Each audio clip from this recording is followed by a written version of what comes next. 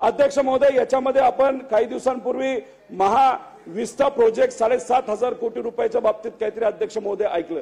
7,500 कोटी खर्च हा जो बंगला ऑफिस साठी. अध्यक्ष महोदय आता बोलू द्या ना.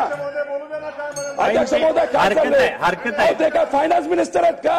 फायनान्स मिनिस्टर साहेब बोलतील ना अध्यक्ष महोदय. काय काय आम्ही बोलायला लागलो म्हणजे खरं तर मगाशी आमदार महोदयांनी इथं सांगितलं की भूमिपूजनाच्या बाबतीत तसं बघितलं तर छत्रपती शिवाजी महाराजांचं स्मारक सुद्धा समुद्रामध्ये होणार होतं. त्याचं भूमिपूजनासाठी सुद्धा मोठ्या प्रमाणात खर्च केला होता. त्याचं काय झालं हे आपल्याला बघावं लागेल.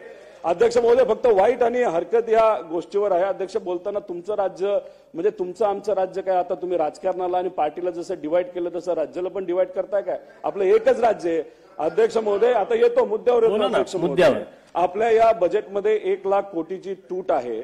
त्यामुळे या बाबतीत सुद्धा सरकारने कुठं ना कुठेतरी अध्यक्ष महोदय तिथं विचार करण्याची जरूरत आहे. अध्यक्ष महोदय, मगाशी मी कॅपिटल एक्सपेंडिचर मध्ये बोललो. खरं तर जेव्हा देवेंद्र फडणवीस साहेब हे विरोधी पक्ष नेता होते आणि मुनगंटीवार साहेब होते, नेहमी ते एवढंच सांगायचे की कॅपिटल एक्सपेंडिचर झालं पाहिजे. चांगली गोष्ट आहे, खरंच कॅपिटल एक्सपेंडिचर होण्याची अध्यक्ष महोदय जरूरत आहे. अध्यक्ष महोदय, कॅपिटल एक्सपेंडिचर 94,850 कोटी राहिला. आता ह्याच्यामध्ये कुठेतरी 2-3 हजार कोटीची वाढ व्हायला पाहिजे, पण दुर्दैवाने 2800 कोटी याच्यामध्ये कमी होणार आहे. कॅपिटल एक्सपेंडिचर कशाला वापरला तो अध्यक्ष महोदय? रोड डेव्हलपमेंट, शाळा वगैरे जिथं आपण वस्तू आपल्याला बघता येतात. अध्यक्ष महोदय, या प्रकारचा खर्च होणं अतिशय महत्वाचं आहे. त्यामुळे विनंती आहे मंत्री महोदयांना, फायनान्स मिनिस्टरला की कॅपिटल एक्सपेंडिचरकडे थोडंसं लक्ष अध्यक्ष महोदय देण्याची जरूरत आहे. आणि सगळ्यात महत्वाचं अध्यक्ष महोदय असं आहे की आपल्या राज्यामध्ये आणि आपल्या सरकारच्या रेव्हेन्यू मध्ये जर वाढ झाली तरच आपण डेव्हलपमेंट करू शकतो. तर अध्यक्ष महोदय, सर्वांनीच बसून म्हणजे सत्तेत असणारी लोक असून नाही तर विरोधात असून आपल्याला कुठेतरी स्टेटच्या इन्कमचा अभ्यास अध्यक्ष महोदय तिथं करावा लागेल. गेल्या वेळेस सुद्धा हा मुद्दा अजितदादांसमोर आम्ही सर्वांनी मिळून तिथं मांडला होता. अध्यक्ष महोदय, आता जर बघितलं तर पूर्वी जेव्हा जीएसटी नव्हता तेव्हा आपल्याला फायनान्शियल ऑटोनॉमी म्हणजे स्वायत्ता तिथं होती, पण आता ती स्वायत्ता तशी अध्यक्ष महोदय राहिलेली नाही. अध्यक्ष महोदय, याच्यामध्ये 1 रुपये जर आपल्याला खर्च करायचा असायचा तर 55 रुपये हे 13 ते 14 काळामध्ये 55 पैसे हे आपल्याला ओन रेव्हेन्यू म्हणजे स्टेट रेव्हेन्यू कडनं जो काय इन्कम यायचा त्यातून तो खर्च केला जायचा.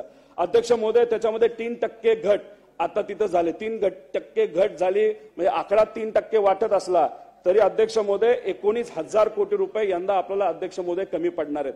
त्यामुळे अशा पद्धतीने जर आपलं रेव्हेन्यू तिथं स्टेटचा कमी होणार असेल तर उद्या जाऊन आपण एक्सपॅन्शन आणि इन्व्हेस्टमेंट आपल्या राज्यामध्ये अध्यक्ष महोदय कसं करणार आहे?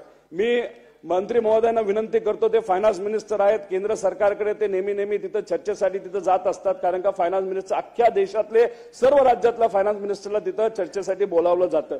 अध्यक्ष महोदय, डिव्हिजिबल पूल हा जो मुद्दा आहे त्याच्यामध्ये म्हणजे जो काही टॅक्स अख्ख्या देशाचा गोळा होतो त्यातून 58% टॅक्स केंद्र सरकार घेत असतं आणि 42% टॅक्स हे आपल्या म्हणजे सर्व राज्यांना तिथं दिला जातो. अध्यक्ष महोदय, खऱ्या अर्थाने याच्यावर चर्चा होण्याची जरूरत आहे. कारण का साऊथ इंडियाचे जे सगळे राज्य आहेत याबद्दल आक्षेप घेत आहेत. त्यांचं म्हणणं आहे की आम्ही सगळ्यात जास्त टॅक्स हा केंद्र सरकारला देत असतो, पण आम्हाला पैसे येण्याऐवजी पैसे हे जातात उत्तर प्रदेशला, पैसे जातात हे बिहारला. त्यांना पैसे जायला काय हरकत नाही, पण अध्यक्ष महोदय कष्ट आपण घ्यायचे आणि निधी तिकडे जायचा. म्हणून आज जर इम्बॅलन्स कुठं झाला असेल तर आपण मागे पडत चाललोय आणि हे राज्य तिथं पुढे चालले. त्यामुळे ह्याला बॅलन्स करण्यासाठी आपल्याला मध्य काय काढता येईल का याबद्दलची चर्चा राज्य सरकारकडनं केंद्र सरकारकडे तिथं कुठेतरी व्हायची जरूरत आहे. अध्यक्ष महोदय, याच्यामध्ये आपण जर बघितलं तर हॉरिझॉन्टल डिव्हिजन म्हणजे जे काय 42% त्यातले फक्त 6.3% पैसा हा आपल्या राज्याला तिथं मिळतो. म्हणजे 42 रुपये जर प्रत्येक राज्याला म्हणजे सगळ्या राज्यांना मिळून दिले जात असते तर त्यातून फक्त 2 रुपये 60 पैसे हे आपल्याला मिळतात अध्यक्ष महोदय. आणि ह्याच्यावर लक्ष देऊन उद्या अभ्यास करण्याची अध्यक्ष महोदय जरूरत आहे. कारण सेंट्रल टॅक्स रेव्हेन्यू यंदा 38 लाख कोटीचा आहे.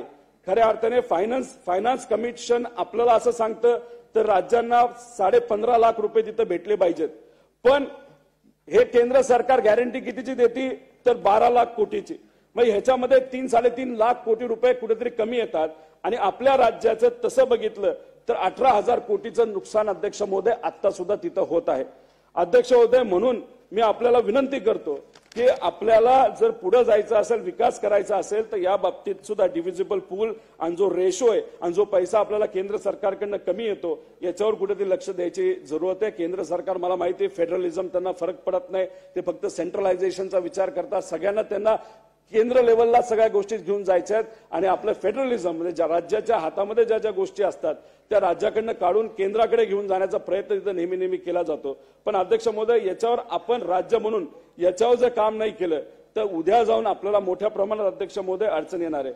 उदाहरण अध्यक्ष महोदय आपल्याला सांगतो पेट्रोलच्या बाबतीत. खरं तर अजितदादांनी सुद्धा महाविकास आघाडीमध्ये असताना हा मुद्दा तिथे चर्चेत आणला होता. याच्यामध्ये अध्यक्ष महोदय 2014 मध्ये पेट्रोलवर केंद्र सरकार 9.5 रुपये टॅक्स लावत होतं. आता केंद्राने तो टॅक्स 32 रुपयाला नेला. आता इलेक्शन असल्यामुळे तो परत 20 रुपयाला आलाय. पण अध्यक्ष महोदय, जो 20 रुपये टॅक्स आता तिथं दिला जातो, म्हणजे पूर्वी केंद्र सरकार पेट्रोल आणि डिझेल विक्रीवर 1 लाख कोटी गोळा करत होता अध्यक्ष महोदय, तेच आज केंद्र सरकार 4.5 लाख कोटी रुपये तिथं अतिरिक्त निधी हा लोकांकडनं टॅक्सच्या माध्यमातून अध्यक्ष महोदय तिथं गोळा करत आहे. अध्यक्ष महोदय, याच्यामध्ये आपण जर बघितलं तर 20 रुपयाचा हिशोब लावला तर त्या 20 रुपयामध्ये बेसिक एक्साइज ड्युटी फक्त 1.4 आहे. म्हणजे केंद्र सरकार काय करतं की ज्या निधीमध्ये राज्य सरकारला वाटा मिळणारच नाही असे सगळे सेस वाढवत जातं आणि एक्साइज कमी करत गेले. त्यामुळे आपण आपल्या राज्यातला फक्त हिशोब अध्यक्ष महोदय काढला तर आपण 4.5 कोटी लिटर पेट्रोल, 450 कोटी लिटर पेट्रोल आणि 1000 कोटी डिझेल हे दर वर्षाला आपलं राज्य अध्यक्ष महोदय तिथं विकत असतं. त्यातून 25,000 कोटी रुपये हे केंद्र सरकारला टॅक्सच्या माध्यमातून अध्यक्ष महोदय मिळतात. पण त्यातून आपल्याला किती मिळतात तर अध्यक्ष महोदय 55 कोटी रुपये मिळतात. अध्यक्ष महोदय, हा साफ अन्याय आहे.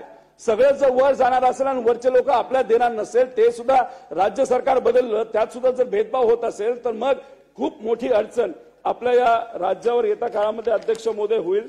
तर मी या बाबतीत सुद्धा कुठेतरी सरकारने अध्यक्ष महोदय विचार केला पाहिजे.